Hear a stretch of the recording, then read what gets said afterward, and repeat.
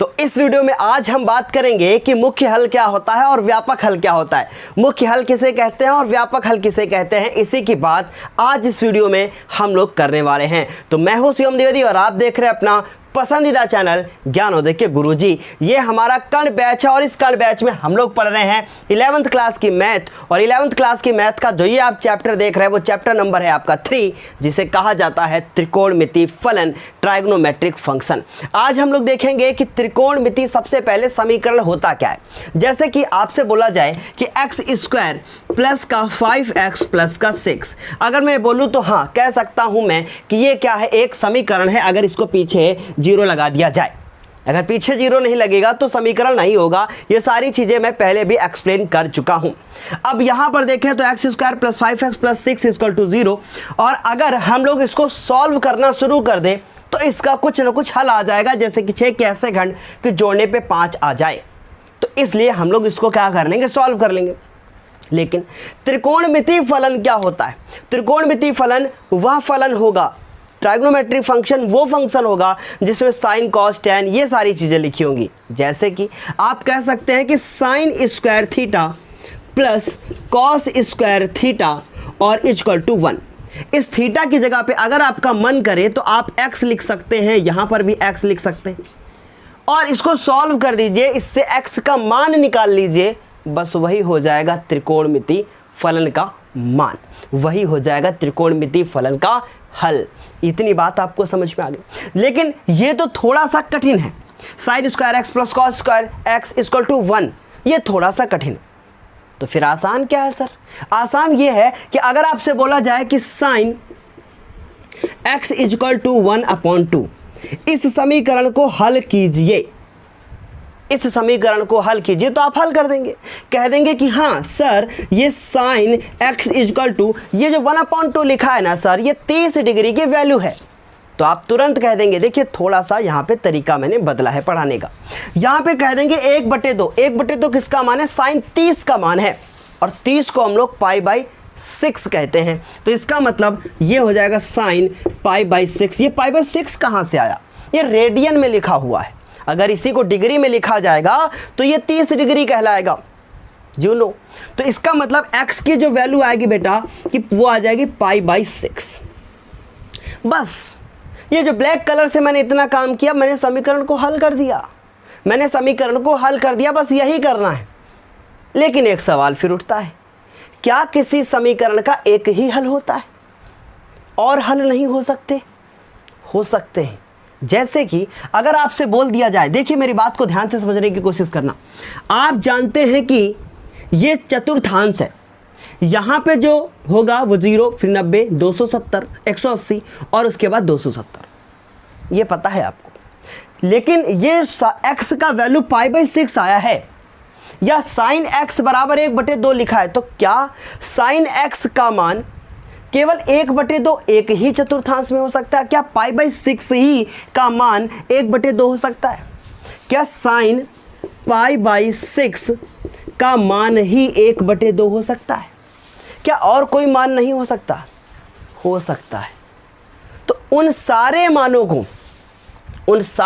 को जो क्या हो सकते हैं, इस साइन x के ये जो क्या है, साइन π/6 की वैल्यू हो सकती है ना, तो उन सारे मानों को जो मान 0 से लेकर 2π के बीच में आ जाएं। जैसे कि मैं बात करूं साइन π/6 बराबर 1/2, समझने की कोशिश करें तो ये साइन π/6 1/2, π/6 कौन से चतुर्थांश में होगा? इस चतुर्थांश में होगा 1/2। और आपको ये बात बहुत अच्छे से पता है कि इसमें बेटा ऑल पॉजिटिव होते हैं, और इसमें साइन के साथ कॉसेक जो है वो पॉजिटिव होता है। तो अगर मैं 180 में से इस π/6 को घटा दूं, जैसे कि साइन π-π/6, और यहां से करूं अगर सॉल्व इसको, तो साइन का 5π/6 आंसर आएगा, और इसका भी जो वैल्यू आएगा वो भी 1/2 आएगा। तो इसका मतलब बहुत सारे मान हो सकते हैं। अब कितने हो सकते हैं, ये सवाल उठता है।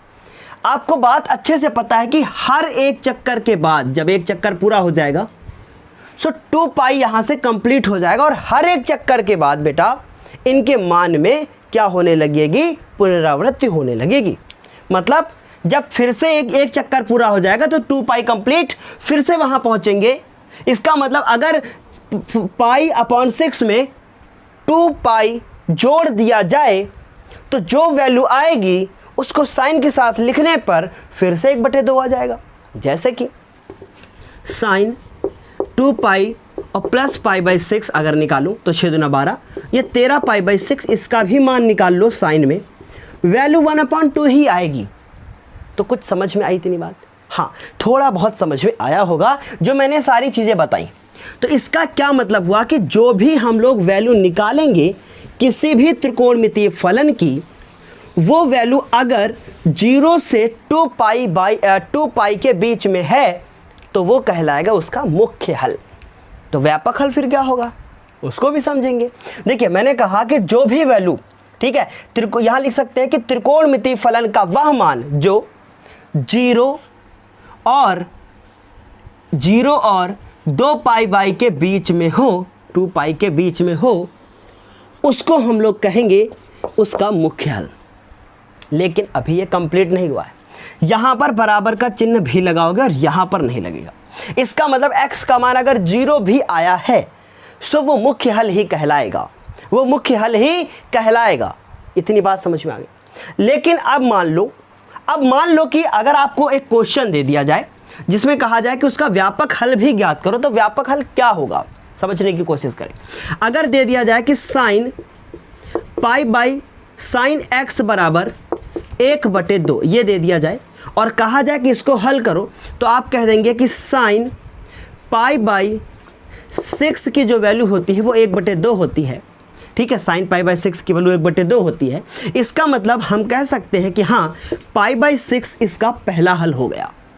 ठीक है, दूसरे चतुर्थांश में आए, यहाँ भी साइन पॉजिटिव होता है, यहाँ पर साइन निगेटिव होता है बेटा, और यहाँ पर भी साइन निगेटिव ही होता है। ठीक है, तो पाई बाई 6 अगर इस वाले चतुर्थांश में जब हम आए तो पाई बाई 6 हमने देखा 1/2 है, इस चतुर्थांश में आ गए। ठीक है, और इस चतुर्थांश में जब हम आएंगे तो इस 90 वाली लाइन को क्रॉस करके आएंगे। तो ऐसा मत करना कि 90 उसमें जोड़ना, 180 से घटाना। अब ये क्यों, अभी मैं बताऊंगा, जाऊंगा नहीं बिना बताया ऐसे में। ठीक है, अब क्या किया मैंने, इस पाई बाई 6 को लिखा, इसमें पाई में से इसको माइनस कर दिया, आंसर आ गया 5 पाई बाई 6। तो ये वाला मान अगर साइन 5 पाई बाई 6 निकालेंगे तो भी बेटा 1/2 ही आएगा, तो भी बेटा 1/2 ही आएगा। लेकिन इस चतुर्थांश में हमारा साइन निगेटिव होता है, तो इसमें तो साइन 1/2 नहीं आ सकता कभी भी, इसमें भी बेटा कभी भी नहीं आ सकता, क्योंकि यहाँ पे साइन हमेशा निगेटिव वैल्यू देगा। सो इतनी बात आपको समझ में आ गई कि यहाँ भी बेटा साइन जो है पॉजिटिव वैल्यू देगा, यहाँ भी साइन बेटा पॉजिटिव वैल्यू देगा, लेकिन इनमें बेटा वो निगेटिव वैल्यू देगा। लेकिन फिर से साइन कब पॉजिटिव वैल्यू देगा, जब ये साइन पूरे 2 पाई को कंप्लीट कर लेगा, जब पूरे 2 पाई को कंप्लीट कर लेगा। तो इस तरीके से तो बेटा एक चक्कर में फिर हो गया, एक चक्कर में 2 मान मिले, दूसरे चक्कर में बेटा 4 हो गए, और तीसरे में 6 हो गए, और चौथे में फिर 8 हो गए। इस तरीके से करते करते करते करते ना जाने कितने चक्कर कंप्लीट हो जाएंगे। तो इस तरीके से बेटा बहुत सारे मान निकल आएंगे, बहुत सारे मान निकल आएंगे, तो अनंत मान निकलेंगे। तो इसका मतलब जो मान 0 से 2 पाई बाई के बीच में होगा उसको तो मुख्य हल कहेंगे, लेकिन जो मान इन दोनों, मतलब ये 2 पाई से अगर ज़्यादा हो गया तो वो व्यापक कहलाएगा। वो क्या कहलाएगा, व्यापक हल कहलाएगा, उसे हम जर्नल सॉल्यूशन कहेंगे। तो एक सवाल फिर उठा, अब वो कैसे निकालेंगे हम, उसके लिए कोई फॉर्मूला बनाना पड़ेगा। जी हाँ, उसके लिए एक फॉर्मूला बनाना पड़ेगा। तो 3 फॉर्मूले हैं वो जर्नल व्यापक हल के, जर्नल सॉल्यूशन के, वो मैं भी आपको बताऊंगा डीप में। ठीक है, तो इतनी बात बेटा आपको समझ में आ गई। तो अब करना क्या कि हर 2 पाई के चक्कर के बाद एक ऐसा फॉर्मूला बना दिया गया कि वे व्यापक हल हो जाएगा जब 2 पाई से ज़्यादा हो जाएगा। समझ रहे बेटा, तो व्यापक हल क्या होता है अभी समझेंगे, लेकिन पहले हम करेंगे इनके कुछ उदाहरण लेंगे और उनमें मुख्य हल को निकालने की कोशिश करेंगे। ठीक है, निकालने की पूरी कोशिश करेंगे। तो इतनी बात आपको समझ में आ गई। अब हम एक एग्जाम्पल लेके आप सभी को समझाने की कोशिश करते हैं। ठीक है, एक एग्जाम्पल लेके जब ये पूरा पढ़ा लेंगे तो हम लास्ट में डेफिनेशन लिखवा देंगे कि आखिर ये हमारा जो मुख्य हल होता है वो होता क्या है। ठीक है, एक उदाहरण लेते हैं। ठीक है, आपके बुक का ही एक उदाहरण लेते हैं। उदाहरण नंबर मैंने लिया आपका 18 नंबर। क्या लिखा है, साइन x बराबर 3π/2। मैंने एक उदाहरण लिया साइन x बराबर बेटा 3π/2। समझने की प्लीज कोशिश कर रहा हूं। अगर मैं बात करूं तो ये साइन की जो वैल्यू लिखी है बेटा ये पॉजिटिव है। साइन की जो बेटा वैल्यू लिखी है वो पॉजिटिव है। और अगर मैं ध्यान से देखूं तो मैं कह सकता हूं कि साइन x इक्वल टू, इसको मैं लिख सकता हूं कि साइन, ये किसकी वैल्यू है बेटा 3π/2, 60 डिग्री की, और 60 को कहते हैं π/3। सो मैं इसको लिखूंगा π/3। ठीक, अब यहां से अगर मैं वैल्यू निकालूं तो x इक्वल टू वैल्यू आ गई कितनी बेटा π/3। ये किस चतुर्थांश में होगी, ये पहले चतुर्थांश में होगी। इसका मतलब यहां से x की वैल्यू आ गई है π/3, जो कि इसी में आएगी ना। इसमें अगर हमको निकालना होगा तो पाई में से इस π/3 को हम घटा देंगे, पाई में से इस π/3 को हम लोग घटा देंगे। मतलब हम कह सकते हैं कि हाँ, जितना भी थीटा वहां से निकलेगा, ये जितना निकला है उसको हम लोग निकालेंगे। तो इसका मतलब यहाँ आएगा पाई माइनस थीटा, इसमें आ जाएंगे तो पाई प्लस थीटा, और इसमें आ जाएंगे बेटा तो हम हो जाएंगे 2π माइनस थीटा। अब आपके मन में जरूर सवाल आया होगा कि सर ये हम क्या इसमें π/2 प्लस थीटा नहीं ले सकते थे क्या, उससे मान नहीं आएगा? नहीं आएगा। क्यों नहीं आएगा? क्योंकि बेटा अगर आपने साइन π/2 प्लस थीटा का फॉर्मूला लगाया तो ये फॉर्मूला जो है आपका वो कॉस थीटा बन जाएगा। समझ रहे हैं बात को? जबकि अगर आपने सिर्फ पाई लगाया और यहां पे माइनस लगाया तो साइन के साथ पाई है तो मतलब 180 है तो चेंज नहीं होगा। इसका मतलब बेटा ये साइन थीटा ही रहेगा। इस वजह से, समझ रहे हैं बात को, इस वजह से यहां पर π/2 नहीं आता, मतलब 90 नहीं आता, और 270 नहीं आता, क्योंकि 270 भी इसको चेंज कर देगा। ठीक है, आपको YouTube पे बहुत सारे वीडियोस मिलेंगे, पर आप थोड़ा सा टाइम दीजिए इस वीडियो को, आपको बेहतर तरीके से हर चीज़ मैं बताऊंगा। ठीक है, इतनी बात समझ में आ गई? तो इस तरीके से हमने ये भी बता दिया कि क्यों यहाँ पे 90 का यूज़ नहीं किया गया और क्यों बेटा 270 का यूज़ नहीं किया गया। ठीक है, सो x की एक मैंने निकाल लिया, मैंने एक मुख्य हल निकाल लिया। अब दूसरा कैसे चेक करेंगे? कैसे चेक करेंगे कि दूसरा कैसे पता चलेगा? हमको ये लगाना है कि आखिर ये लिखा क्या है साइन x। तो हम लोग लिखेंगे यहाँ पे, चूंकि साइन x द्वितीय चतुर्थांश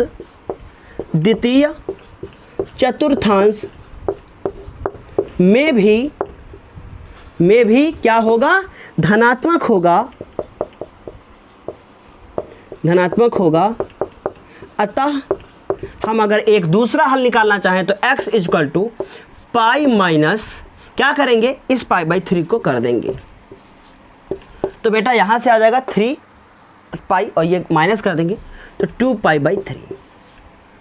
अब इसका भी अगर मान निकाल लो साइन 2π/3 का अलग से तो 3/√3/2 ही आएगा। क्या आपको इतनी बात समझ में आ गई? आई होप ये बात आपको बेहतर तरीके से समझ में आ गई होगी। इतना डीप में एग्जाम्पल में भी नहीं लिखा होगा जितना मैंने डीप में जाके बता दिया है। इतनी बात समझ में आ गई? अब एक दूसरा क्वेश्चन लेते हैं, उसको समझने की कोशिश करते हैं। एक दूसरा क्वेश्चन लेते हैं, उसको समझने की कोशिश करते हैं। ये आपकी बुक का क्वेश्चन नंबर कितना था? 18 था, उदाहरण नंबर 18 था।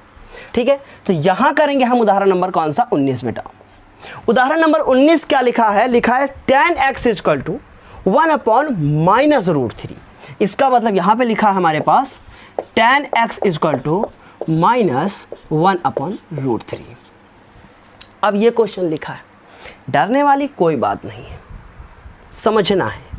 अब हम लोग जानते हैं कि 1/√3 ये वैल्यू tan 30 की है, ये वैल्यू tan 30 की है।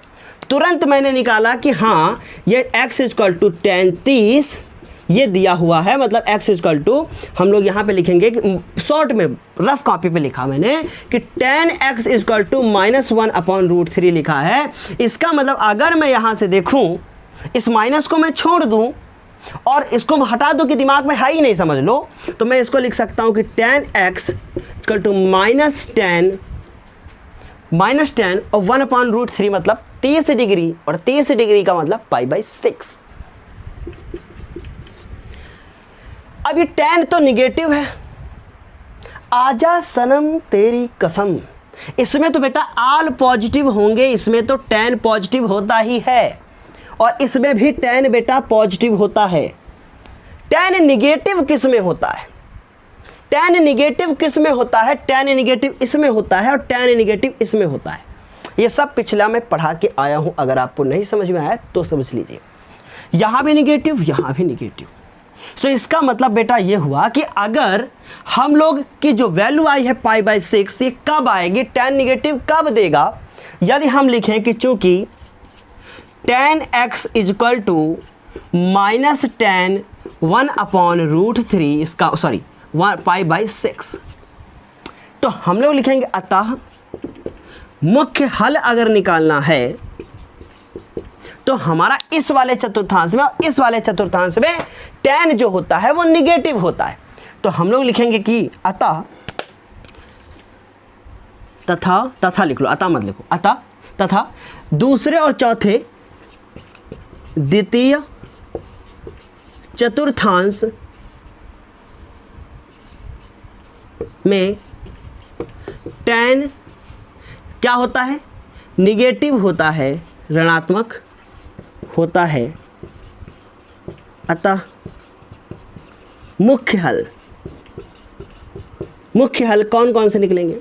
लिखेंगे हम लोग मुख्य हल x इजक्वल टू, अब इसमें आ जाओ, π-x, पाई, और थीटा कितना लिखा बेटा? π/6, तो यहां से आ जाएगा 5π/6। एक और निकलेगा क्योंकि उसमें भी होता है चतुर्थांश, द्वितीय चतुर्थांश में tan x निगेटिव होता है। इसी प्रकार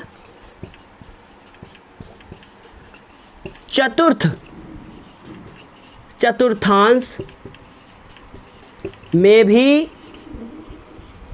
निगेटिव होता है। वीडियो को अगर आपने अभी तक लाइक नहीं किया है तो वीडियो को लाइक कर दीजिएगा बेटा। x इजक्वल टू क्या लिखोगे? 2π - थीटा, 2π, और यहाँ पे थीटा की वैल्यू π/6, तो 6 दूनी 12, एक चला गया, 11π/6। आई होप ये बात आपको अच्छे से समझ में आ गई होगी। कुछ नहीं होता है इन क्वेश्चंस में, कुछ नहीं होता है। फिर होता क्या है?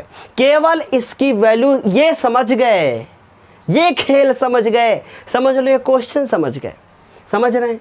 अच्छा ये बताइए, क्या -tan π/6 नहीं लिख सकते थे?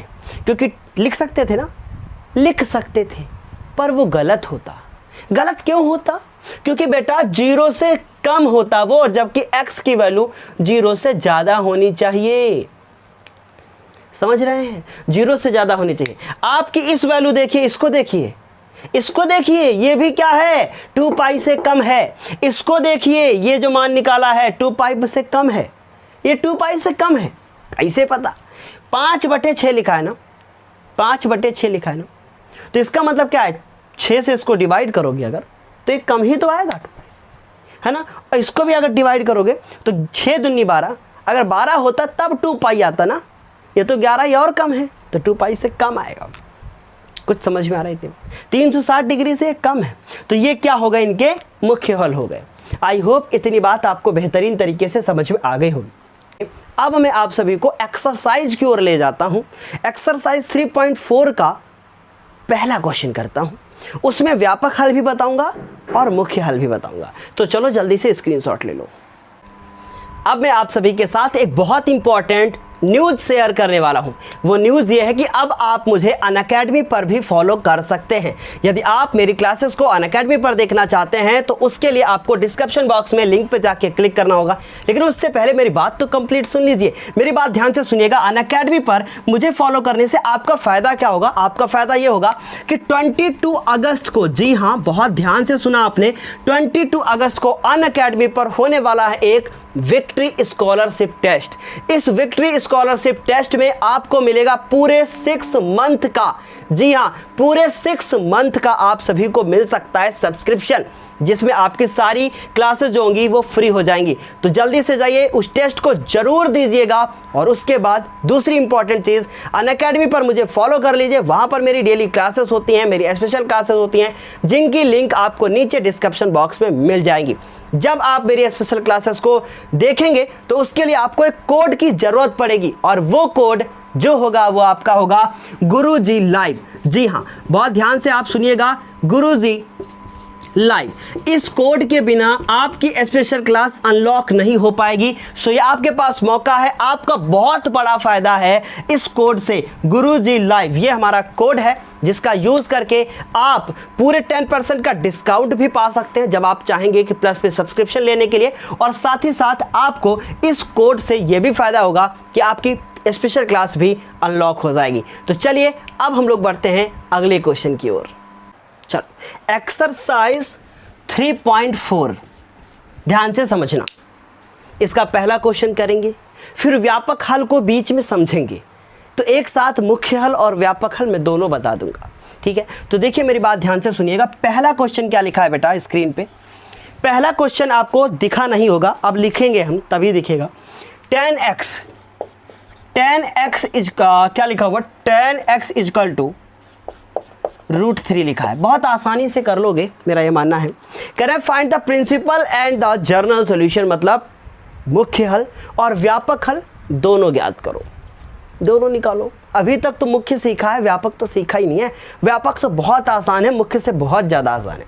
जिसको मुख्य आ गया उसको व्यापक तो आ ही जाएगा, है ना। तो चलो देखो इसको हल करेंगे।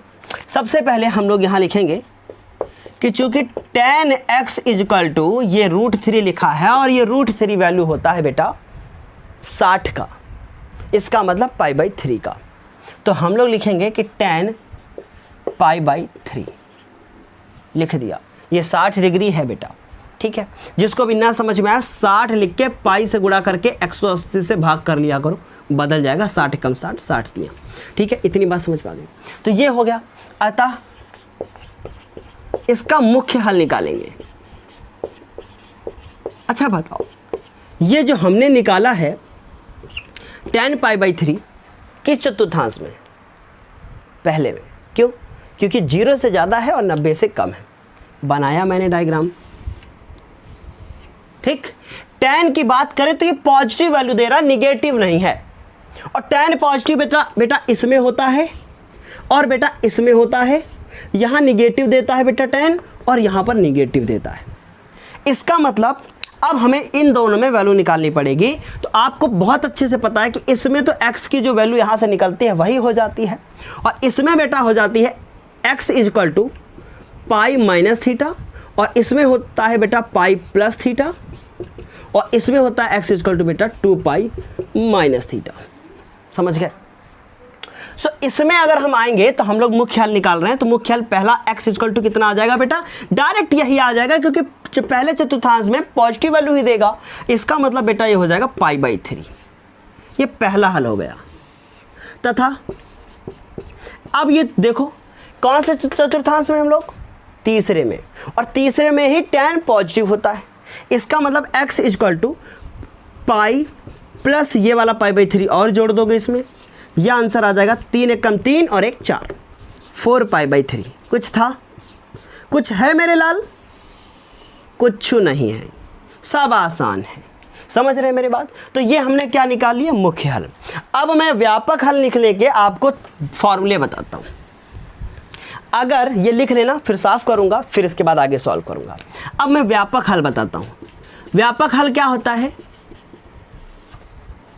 जब मान 2π से ज़्यादा हो जाता है तो फिर हम लोग क्या करते हैं, उनको एक नंबर से मल्टीप्लाई कर देते हैं, इंटीजर जिसको बोलते हैं, समझ रहे हैं, उससे मल्टीप्लाई कर देते हैं, और वही हल कहलाता है व्यापक हल। नहीं समझ में आया? बहुत आसान है, मैं बताता हूँ। देखो, अगर साइन दिया है, साइन व कॉसेक के लिए, साइन व कॉसेक के लिए अगर आपको मान लिखना पड़ जाए व्यापक, तो मुख्य हल निकाल ही लोगे, ठीक है। तो क्या लिखोगे? x is equal to n π plus -1 की पावर n, और ये y, जो y है वो ये है। पहला जो आपका मुख्य हल निकलेगा वो, समझ रहे हैं? वही हमारा क्या है, y है, बस और कुछ नहीं है। ठीक, अब उसके बाद अगर cos हो जाए, फिलहाल इनका मैं कहोगे आप लोग तो प्रूफ भी करा दूंगा। cos व sec, फिलहाल वो एग्जाम में आता नहीं है। cos व sec के लिए, cos व sec के लिए बेटा x is equal to 2n pi plus minus y, ये हो जाएगा बेटा आपका cos के लिए। इसके बाद tan के लिए, tan व cot के लिए x is equal to n pi plus y, ये लिख लेना आप लोग, ये काम आएगा आपके। ठीक, इतनी बात समझ में आ गई। तो अभी हमें इसका क्या निकालना था बेटा, समझ लो, मतलब कपड़े की धज्जी उड़ जाती है, अगर ये कलर लग जाता है ना तो छूटता नहीं, हाथ में छूट जाएगा पर कपड़ों में कभी नहीं छूटता। ठीक है, चलो देखो, अब हम लोग लिखेंगे इसका व्यापक हल। व्यापक हल बहुत आसान है, किसके लिए है बेटा, tan के लिए। तो tan का formula x is equal to n pi plus minus y, तो x is equal to n pi plus minus, नहीं केवल प्लस, और y की यहाँ से इसकी वैल्यू जो निकाली है π/3।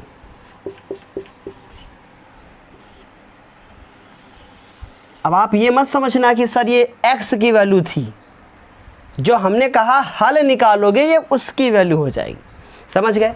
क्योंकि अगर आप यहाँ ध्यान से आप देखो, इसको आप चाहो तो y लेट कर सकते हो कि यहाँ पे tan, यहाँ पे लेट कर लो कि tan x equal to tan y, फिर y की वैल्यू π/3, ऐसा भी कर सकते हो, पर उससे आपका दिमाग और ज़्यादा चकराएगा, आपको और ज़्यादा समस्याएं होंगी, इसलिए बहुत बेहतरीन सा तरीका मैंने बताया। तो आई होप ये बात आपको समझ में आ गई होगी। अब जल्दी से इसका एक स्क्रीनशॉट ले लो, फिर मैं कुछ जादू करूं। ले लिया। अब देखो एक बहुत इंपॉर्टेंट चीज़ बताता हूँ, मैथ खेल कैसे। देखो ये मेरा एक्स इज, ये लोड नहीं करना है, वो खेल के लिए है, तुम्हारे खेल के लिए, ताकि तुम्हारी सोचने की पावर थोड़ी बढ़े। देखो x इज इक्वल टू बेटा n पाई प्लस y, ठीक है, ये फॉर्मूला है। यहाँ पे कितना लिखा है π/3। चलो n की जगह पे 0 रखो, n की जगह पे 0 रखो, आंसर कितना आएगा बताओ। रखो 0 रखोगे तो ये गायब हो जाएगा ना। n बराबर अगर 0 रखोगे तो ये, और वेयर n यहाँ लिख लेना, जहाँ n belong to z, n क्या है, z है, इंटीजर है।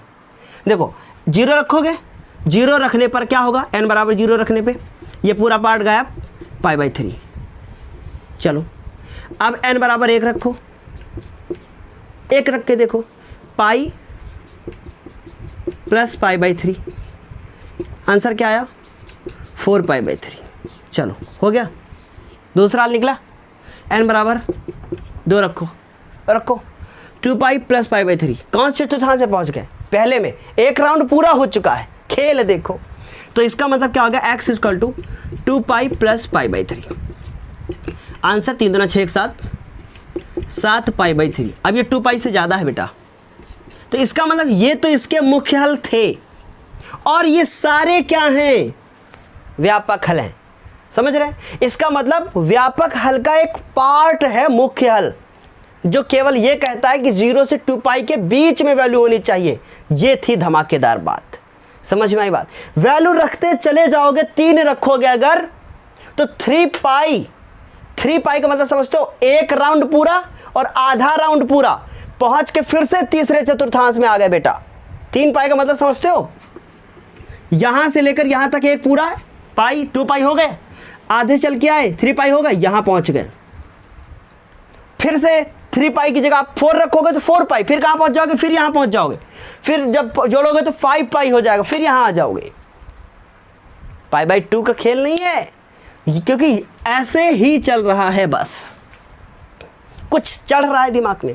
देखो मैं ज़्यादा जो है सिखाने की कोशिश कर रहा हूँ, क्योंकि मैं आपको चाहता हूँ कि आप ब्रिलियंट हो जाओ, ठीक है। अगर आ रहा है समझ में, ये तरीका अच्छा लगा है, कैसा लगा है, तो ये कमेंट बॉक्स में करके ज़रूर बताइएगा कि आपको ये मेथड कैसा लगा, जो मैं यहाँ पे खेल कर रहा हूँ क्वेश्चंस के साथ, खेल, ठीक है। चलो अब इसका सेकंड क्वेश्चन देखो बेटा, दूसरा वाला लिखा है कि sec x इक्वल टू 2, ठीक है। तो हम लोग लिखेंगे कि चूंकि sec x इक्वल टू, अब 2 में किसकी वैल्यू होती है, बहुत अच्छे से तो मेरे को पता है कि 1/2 जो वैल्यू होती है वो cos 60 डिग्री की होती है, तो ये sec 60 की हो जाएगी, उल्टा है उसका। देखो रटना नहीं है, इसका मतलब sec 60 और sec 60 का मतलब π/3 हो गया, ठीक है। अब यहाँ लाइन खींचा, इसके बिना खेल नहीं चलेगा। ये sec जो है पॉजिटिव वैल्यू दे रहा है और sec कहता है मेरे लाल कि आजा सनम तेरी कसम, कसम आई चौथे में। ये क्या बोल रहा हूं मैं, ये सब पहले पढ़ा चुका हूं, ठीक है। तो आजा सनम तेरी कसम मतलब हम पहुंचे यहां पर, और इस चतुर्थांश में sec जो है वो पॉजिटिव होता है और इस वाले में तो आल पॉजिटिव होते हैं, तो इसका मतलब इसमें भी बेटा पॉजिटिव होता है और इसमें बेटा निगेटिव होता है और इसमें बेटा निगेटिव होता है और इसमें बेटा पॉजिटिव होता है। ये कहानी अगर नहीं कर पाए हर क्वेश्चन के पहले तो आपको क्वेश्चन फिर नहीं आएगा, ठीक। ये बहुत इंपॉर्टेंट है, तो हमें ये बात पता होनी चाहिए कि किस चतुर्थांश में कौन पॉजिटिव कौन निगेटिव होता है। मेरे पिछले वीडियोस को जरूर देख लो, ठीक है। तो इतनी बात समझ में आ गई बेटा। तो हम लोग लिखेंगे कि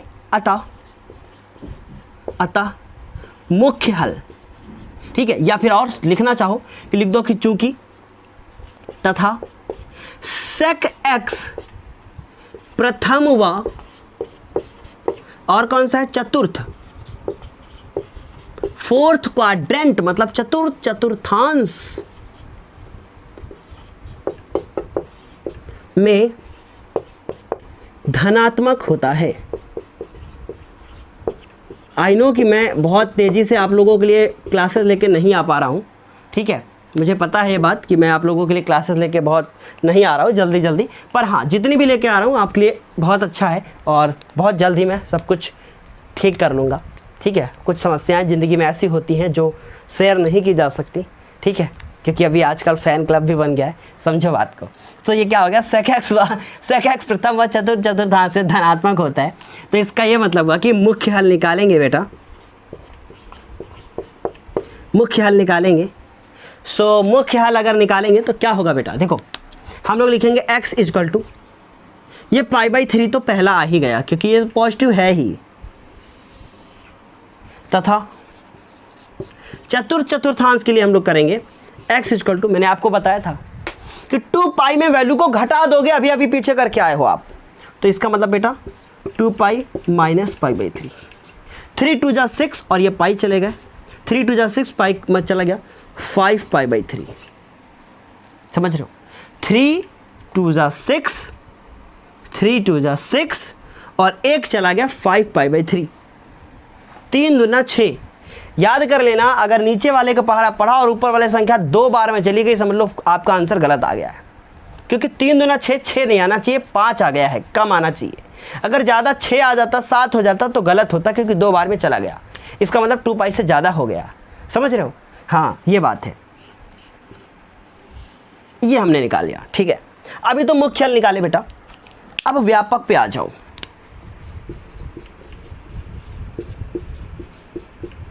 व्यापक हल x इक्वल टू 2n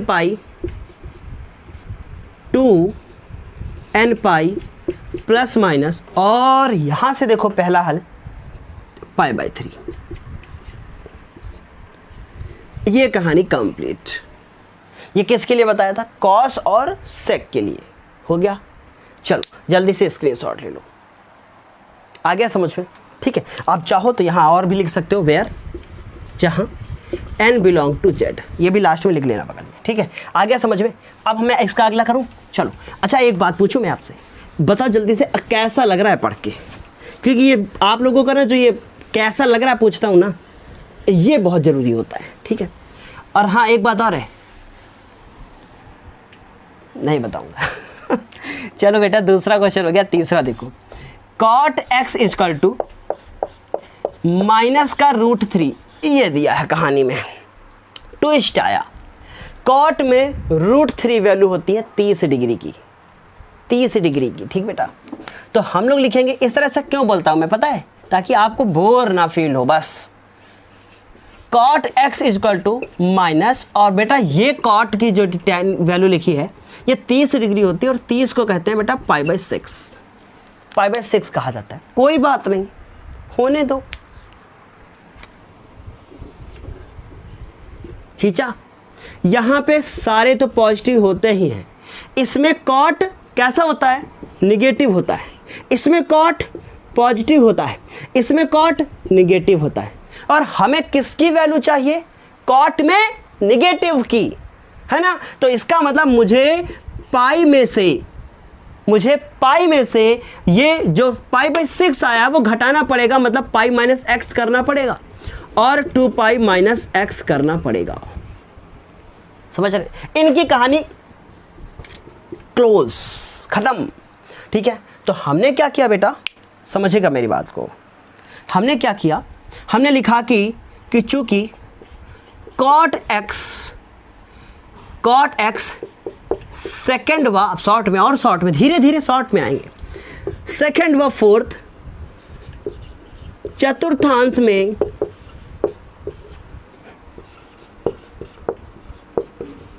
ऋणात्मक होता है।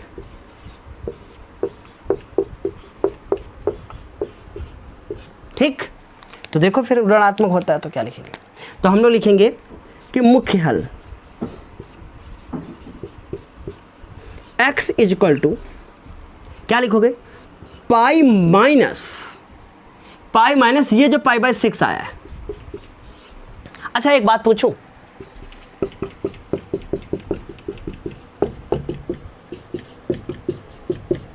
ये मैंने सही लिखा है ना? Cot 180 minus theta minus cot theta, सही लिखा ना?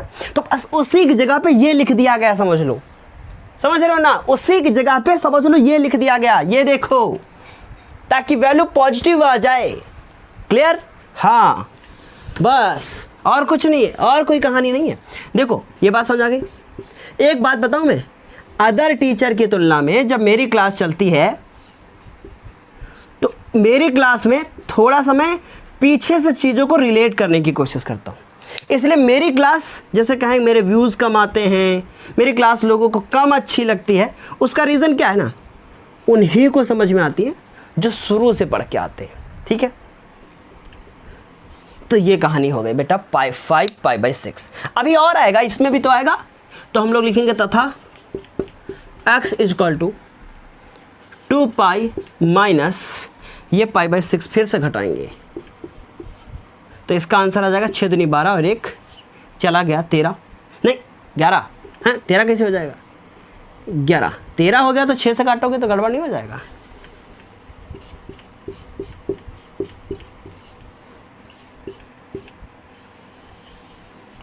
ये कहानी हुई। ये तो मुख्य हल निकाले, सबके कितने कितने निकल रहे हैं? 2-2, क्योंकि इसमें साइन पॉजिटिव होता है, इसमें tan पॉजिटिव होता है और इसमें बेटा cos पॉजिटिव होता है।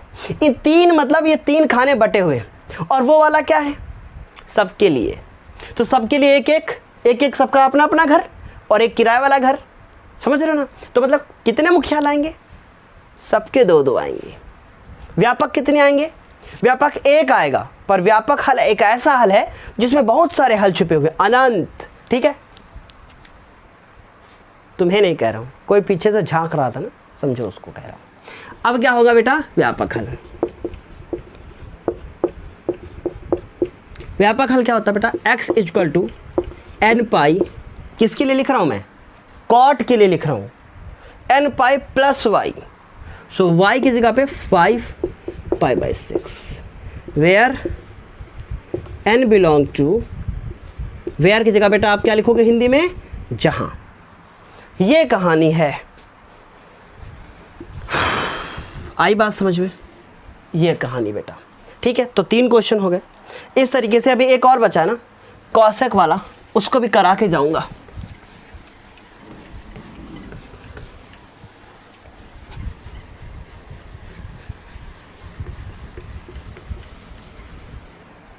चलो, 4th, cosec x equal to -2, ये लिखा है। तो हम लोग लिखेंगे कि चूंकि कॉसेक x इक्वल टू -2 है। साइन 30 का मान 1/2 और 1/2 का ये उल्टा लिखा हुआ है, तो इसका मतलब साइन 30 की वैल्यू है, तो साइन 30 मतलब ये कॉसेक 30 की वैल्यू हो जाएगी, यहाँ पे माइनस और 30 मतलब π/6। ठीक हो जाएगा बेटा, हो जाएगा आपसे, ये बताओ हो जाएगा। वीडियो को रोको और करो और फिर चेक करो। ठीक, तो cosec x equal to minus ये इतना हो गया। अब हम लोग लिखेंगे कि चूंकि तथा चतुर्थांश बनाया और कहानी लिखना शुरू किया। ये निगेटिव है तो पहले सब लिख लो। पहले कॉसेक इसमें पॉजिटिव होता है, इसमें पॉजिटिव होता है, इसमें निगेटिव होता है और इसमें निगेटिव होता है, मतलब कहानी इस वाले में और इस वाले में चलेगी क्योंकि ये निगेटिव वैल्यू दे रहा है। ठीक है, तो हम लोग लिखेंगे तथा कॉसेक, इसमें और इसमें निगेटिव होता है और ये निगेटिव की बात हो रही है। कॉसेक जो x होगा वो तृतीय व चतुर्थ में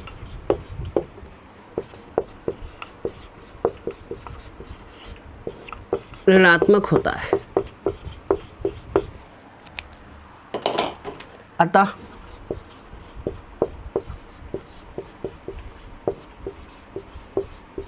मुख्य हल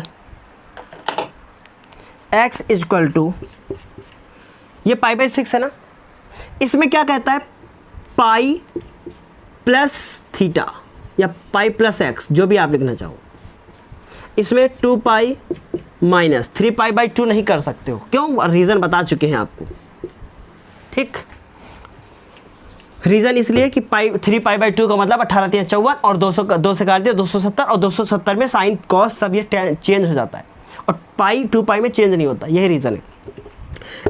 x equal to pi plus π/6, क्योंकि cosec pi plus π/6 minus cosec π/6 आएगा, इस वजह से ऐसा हुआ। ठीक, कहानी अभी में, और अभी कहानी में ट्विस्ट है, और 6 दूनी 12, 6 कम 6 और 1 7। एक ट्विस्ट और है कहानी में जो कि आपके साथ शेयर करना चाहूँगा। शेयर किया जाए, है ना, शेयर किया जाए। देखो कैसे, कॉसेक पाई प्लस π/6। वीडियो को रोको और इसकी वैल्यू लिखने की कोशिश करो। जब आ जाए तो कमेंट बॉक्स में लिखना कि आप लिख पाए थे या नहीं। फिर उसके बाद अभी इसको अभी और है ट्विस्ट, परेशान ना हो। अब दूसरा देखो, इसका लिखेंगे तो x इक्वल टू 2π माइनस π/6। 6 दूनी 12, 1 चला गया 13 11 π/6, ये हो गया। ये दो मुख्य हल आ गए। ठीक,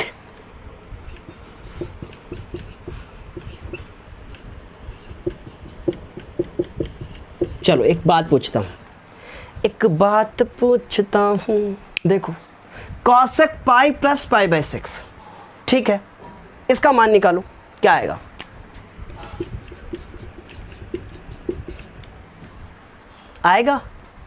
आएगा ना, कॉसेक 2π माइनस 6 π/6, कॉसेक 2π में नो चेंज, कॉसेक रहेगा π/6। इस चतुर्थांश में कॉसेक निगेटिव। तो बताओ, ये चीज़ जो लिखी है वही चीज़ तो ऊपर लिखी है और वही चीज़ मुझे यहाँ पे निकालना है बार बार हम लोग। सो ये ट्विस्ट था जो आपको सिखाना था, समझ रहे हैं? तो अब आपको लगा होगा कि इन 4 क्वेश्चन में हम लोगों ने बहुत कुछ सीख लिया है ना। अभी कहाँ सीख लिया, व्यापक हल बाकी है ना। इतनी बात समझ आ गई? तो ये है कहानी, और इसको चाहो तो लिख सकते हो या अपनी कॉपी पर रफ ऑफ लिखो। क्वेश्चन केवल करना नहीं है, उनको मरोड़ देना है, ठीक है। तो हम लोग क्या लिखेंगे? व्यापक हल। व्यापक हल कैसे लिखोगे? क्या है ये? कॉसेक है। कॉसेक किसका उल्टा होता है? साइन का। तो साइन के लिए क्या होता है? x इक्वल टू n पाई, उसके बाद प्लस -1 की पावर n और y की जगह पे 7π/6। पहला वाला हल लिखोगे। पहला ही क्यों? क्योंकि 0 रखो ताकि वो आ जाए।